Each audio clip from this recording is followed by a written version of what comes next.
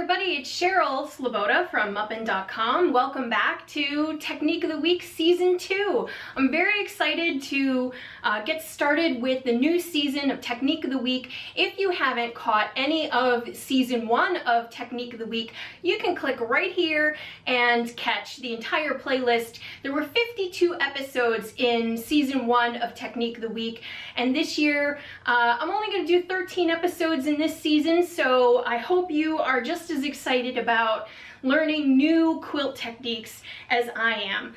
The first project that we're going to start here on week 1 of Technique of the Week is a project which is reverse applique. My friend Margaret is the designer of this project, and this is her company, Eye of the Beholder Quilt Design, and she has a really cool technique for reverse applique by hand. If you have never tried reverse applique by hand, this is going to be a great project for you. I have done reverse applique before. It was done with freezer paper on the top, which meant that the project was sort of crinkly and crunchy and a little hard to transport if you were going to bring it somewhere. So I think this is going to be a much easier technique for you to try than using the traditional freezer paper version of reverse applique. Now, the first thing that you're going to do is you're going to get your pattern, and she has the full instructions on how to do this in her patterns, and she also has a great little booklet called Reverse Applique Revealed, where she talks about how to do reverse applique by hand, but also by machine. So you really want to check this out. The first thing you're going to do is you're going to take your pattern. Now, this is the pattern that came with the with this particular one, which is the Victorian Flower Garden Lily pattern. I only wanted to use a small portion of this pattern, so like the instructions say, you're gonna put this either on a light box or on a big sunny window, and you're going to trace your pattern on the back of your on your bottom fabric, the fabric that you're going to have on the bottom. And I've done that, and then what you do is you layer these two together with the right sides facing up. So it's right side to wrong side, so both right sides are facing up, because when you cut away, you're going to want to see the right side of your bottom fabric poking through. That's why you draw it on the reverse. Now, once you have that drawn on, you're going to stitch around your traced lines. Now, I actually did this with both a light yellow fabric for the flower and some green fabric for the leaves. And what I did was I followed her directions and used a thick needle and a sort of a thick thread to baste my way around each of the designs that I had traced. Now, this is her technique called trace, baste, snip, stitch. It's really easy. So what I did was I did my tracing, now I've done my basting, and now I'm ready to do my snipping.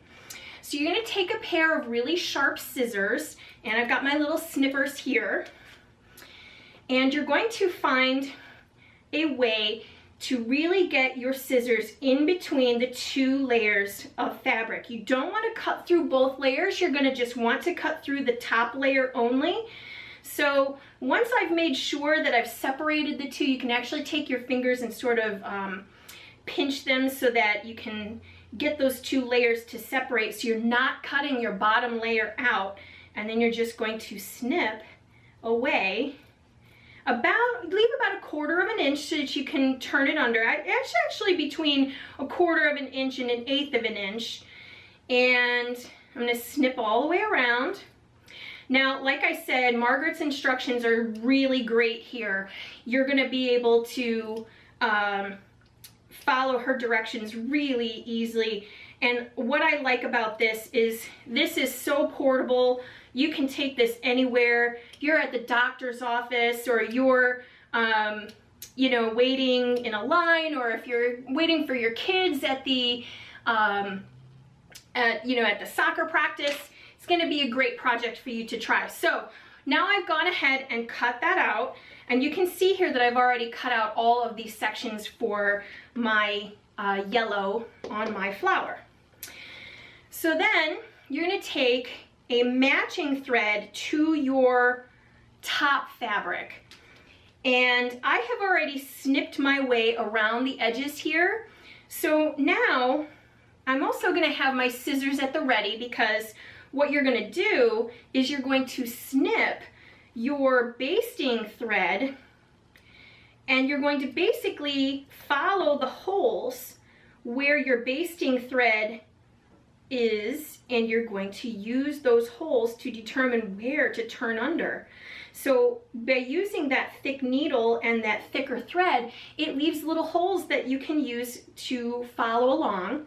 And now I'm gonna do just my traditional tiny applique stitches. So how cool is this? It was so easy to trace it, and now it's so easy to get my little applique stitches done. So I'm really excited about how portable this is without all that freezer paper on top. So that was the only way that I had known how to do reverse applique. So a couple of tips on doing this project. First of all, you want a fabric that has a tight weave. I used a couple of hand-dyed fabrics from Cherrywood Designs, and I thought that they worked really beautifully with this, but you could also use batiks or anything with that real tight weave, and that's going to be great for this. The other thing about this is that you don't want a very light fabric on top, and the reason for that is because if you have a dark fabric on underneath with a light fabric on top, no matter how closely you clip all this away, you're not going to be able to see, you're going to be able to see that dark fabric underneath that white or light top fabric.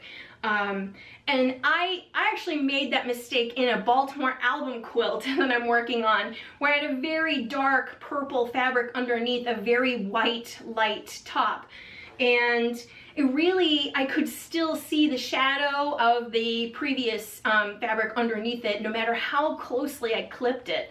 So always go for a little bit darker fabric on top and the light fabrics for your underneath part. So I will show you what I ended up making out of this. Like I said, I had only wanted to use a portion of the design. You can also see that it's in reverse from her actual pattern. That's because I had made a mistake when I had put it on the tracing. I had it in reverse to begin with. So, but I actually like how it turned out, and you could do that as well if you want your flower to face the other way. All you need to do is just reverse the pattern. And I really like how this came out, and you can really, I really enjoyed making it. I took it with me on the road and traveled, and I had a lot of fun with reverse applique. Who knew, right? Reverse applique by hand. So I really do hope you give this a try. Head on over to my blog for more information about where to get the patterns. I'm going to also link to Margaret's company down here in the description, so you can learn more about that. Her company, again, Eye of the Beholder Quilt Design. So I'm very excited that she shared this technique with us this week. So thank you very much, Margaret. Don't forget to subscribe to this channel. You can also log on to my website at www.muppin.com and sign up for my e-newsletter, where you can get a copy of the 52-week Technique of the Week checklist just for signing up. And don't forget that you can also go to my blog to learn more about this technique at www.muppin.com. I really hope that you enjoyed this new season of Technique of the Week. I'm really excited, and I hope to see you again next time. So, bye! There's thunder outside.